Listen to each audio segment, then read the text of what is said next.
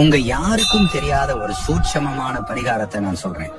கடவுள் மீது நம்பிக்கை இருக்கவங்க இந்த வீடியோவுக்கு ஒரு லைக் கொடுத்துட்டு நம்ம சேனலை சப்ஸ்கிரைப் பண்ணிட்டு வீடியோவை முழுசா பாருங்க. பொதுவாக நாம் அனைவரும் சிவன் கோயிலுக்கு செல்வோம்.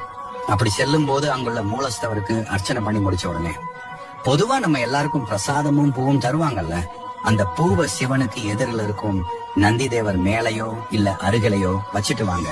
நான் ஏன் இதை செய்ய சொல்றேன்னா, நந்தி பகவான் சிவபெருமான் கிட்ட கேட்ட வரம் தான் இது.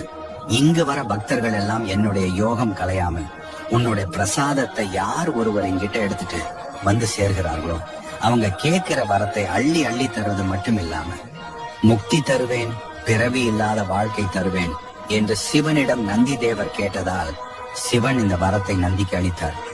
இந்த விஷயத்தை நீங்க கண்டிப்பா நம்பி செஞ்சீங்கன்னா திருமண தடை, ஜாதக தோஷம், அனைத்து விதமான பிரச்சனைகளும் கண்டிப்பா நீங்கிவிடும். உங்களால் முடிந்த அளவுக்கு நந்தி தேவரை பிரதோஷ காலங்களில் மட்டுமல்லாமல் அனைத்து